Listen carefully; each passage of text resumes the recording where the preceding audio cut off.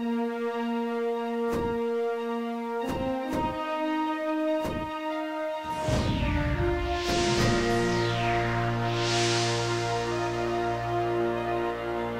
ASEAN Highlights this week, we take a look at how Southeast Asian countries marks the first anniversary of the March 11th earthquake and tsunami in Japan.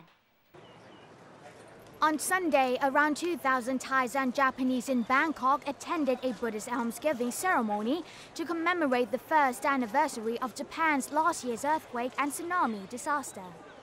The event was co-organized by the Japanese Embassy in Thailand, the Japan International Cooperation Agency or JICA, the Bangkok administration, and the Thai Health Promotion Foundation. Buddhist monks prayed and people offered food and clothes to the monks as part of the ceremony, which Buddhists believe wishes the dead well and blesses the living. Later, thousands of foreign nationals, especially Japanese and Thai people, also participated in a charity marathon at the National Stadium in the center of the Thai capital, in memory of those killed and lost in the disaster. Meanwhile, the Consulate General of Japan in Thailand's northern province of Chiang Mai hosted a riverside memorial ceremony by the Bing River, in which Thais and Japanese residing in the province released paper lanterns in remembrance of the victims of the calamity. 9 sky lanterns containing messages of moral support and hope were released into the dark sky. Releasing sky lantern is believed to symbolize floating away worries. Over in the Philippines, hundreds of Filipino students and government officials participated in a ceremony in the capital Manila on Sunday, commemorating the first anniversary of the 2011 earthquake and tsunami in Japan. Japan Ambassador to the Philippines, Toshinao Urabe, led the ceremony, thanking the Philippines in their kindness. A Japanese dance group then performed the traditional Awa Odori dance at the event, followed by a friendship march celebrating ties between the two countries. And on Monday morning, a couple of dozen anti-nuclear demonstrators offered flowers and candles in front of the Japan Embassy in Manila to show solidarity with the victims of the triple tragedy that hit Japan last year and to call for an end to nuclear energy. The protest was staged to mark the one-year anniversary of the disaster at the Fukushima Daiichi nuclear plant, where 3 reactor cores melted down after a massive tsunami knocked out their vital cooling systems, leaving thousands homeless. ASEAN TV News team of Thai News Agency reporting for ASEAN TV.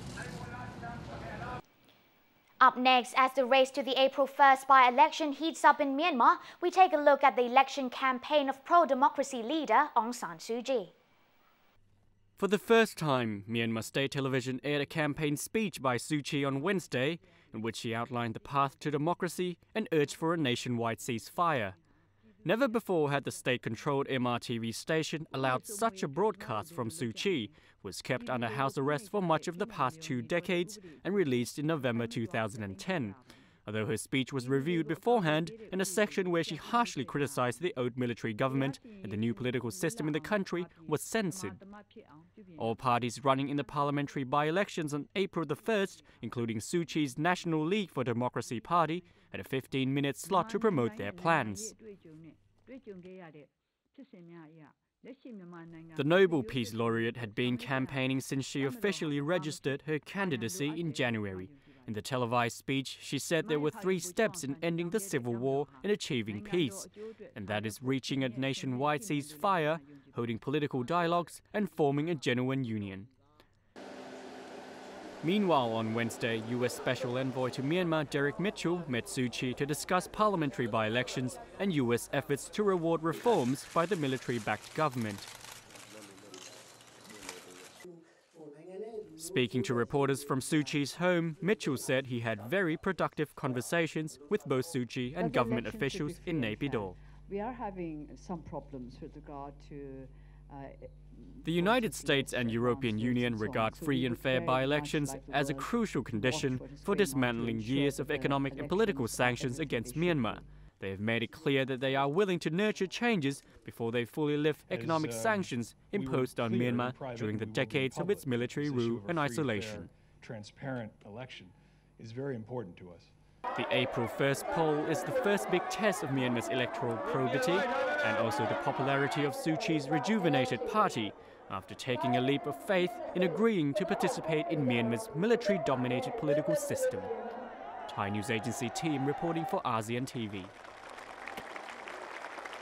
Meanwhile, Myanmar's real estate faced an overhaul with investors pouring in as its economy opens up, while local residents are priced out of Yangon's commercial areas. More in this report.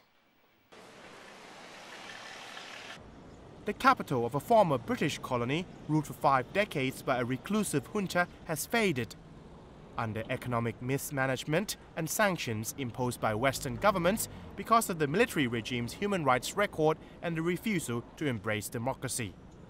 But ever since the one-year-old civilian government launched a series of political and economic reforms, foreign investors' interest in the country has spiked, and many have their eyes on the real estate. A sales office for a 12-story business and residential tower under construction in downtown Yangon says units are selling like hotcakes. And property agents say prices will keep going higher with a lot of local and foreign demand, and buyers from Singapore, China and South Korea are stepping up units. Foreigners are currently not allowed to own property in the country, although they can rent offices and houses from Myanmar citizens. In some cases, they are able to sign for long-term leasehold-type purchases as long as they have a local partner.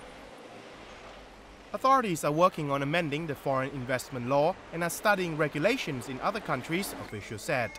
A key litmus test for foreign investors is the conduct of the by-election on April 1st, which pro-democracy leader Aung San Suu Kyi is contesting.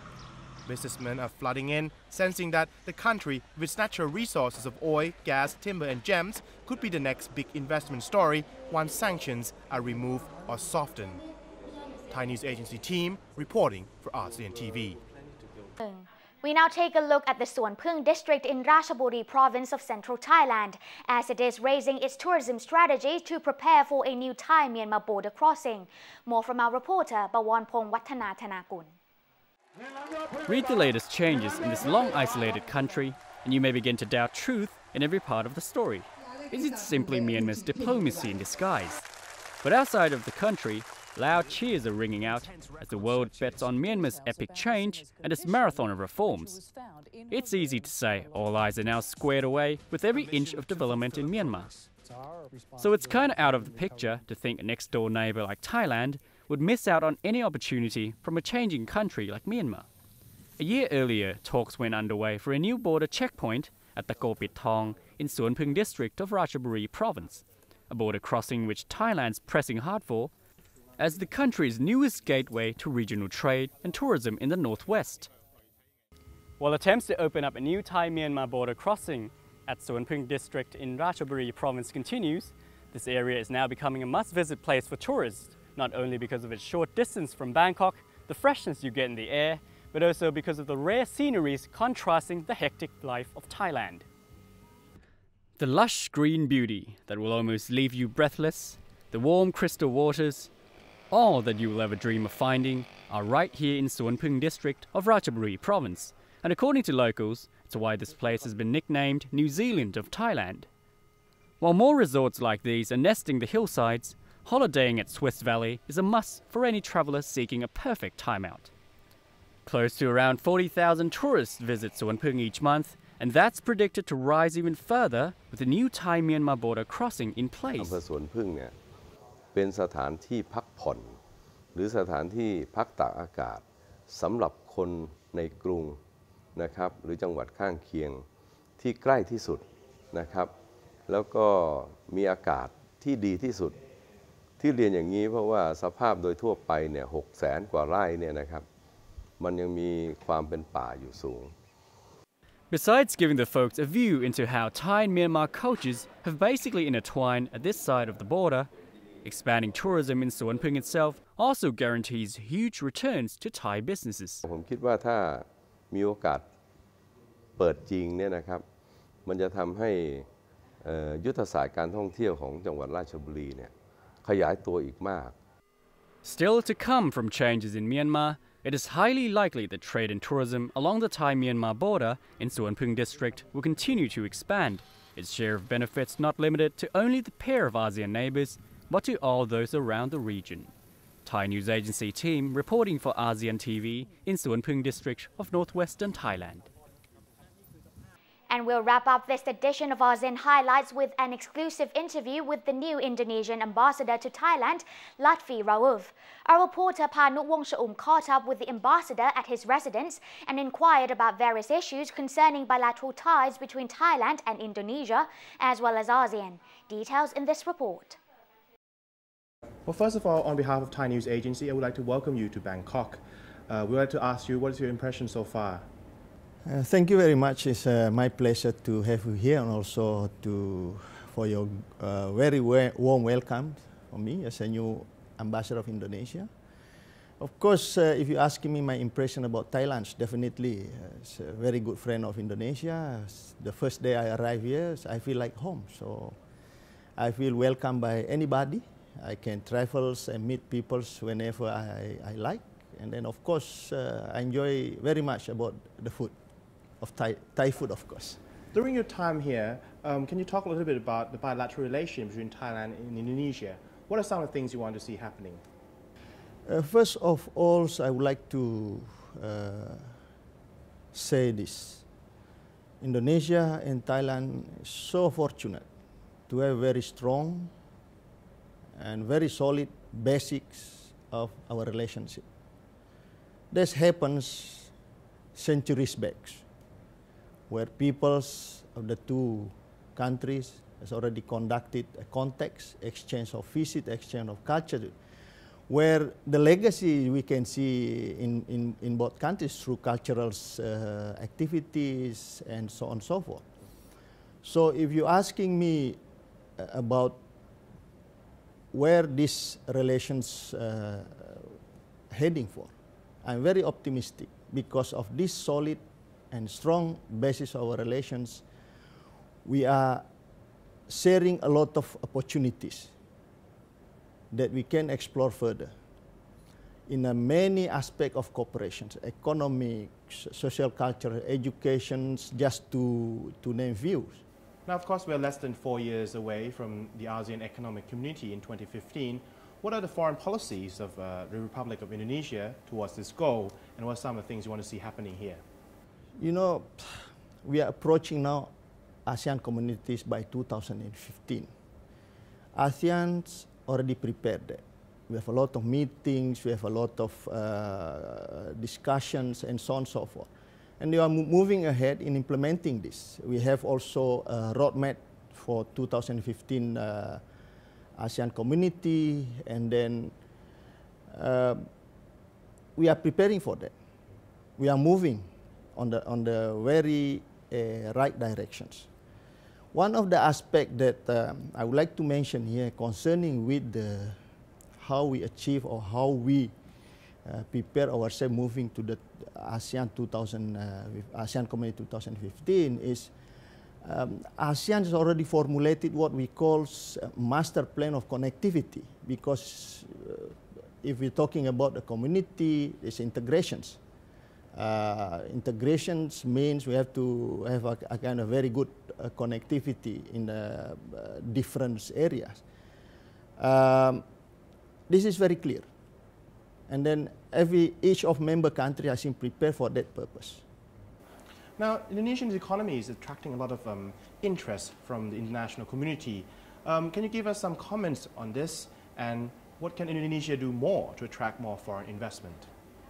We are lucky and we are so fortunate because we are working hard that our economic performance is very good. If you're looking at our macroeconomic indicators, they are all showing a positive direction. The challenges ahead is, of course, how to create much better and healthy environments that could attract the investments. We need to address our bureaucratic issues. My president called it to debottlenecking. We need to, create a certainty, especially for the investors. Our legal system need to be clearly reinforced. This is a kind of small things, small things on the ground that we need to re-strengthen and improve. And lastly, if there's one thing you want to achieve during your time here in Thailand, what would it be? Of course, as the duty of a diplomat is to increase, to re-strengthen bilateral relation between the two countries. And then we have to do it by involving stakeholders.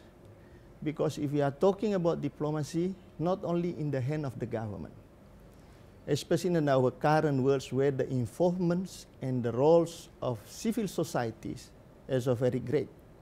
And then we want to bring all those stakeholders to play and that contribute according to their capacity and their roles to promote these endeavors to achieve what we call better and stronger relations. That's all for this week's edition of ASEAN Highlights, and on behalf of everyone here at the ASEAN TV News Desk of Thai News Agency, I wish you all a wonderful weekend and สวัสดีค่ะ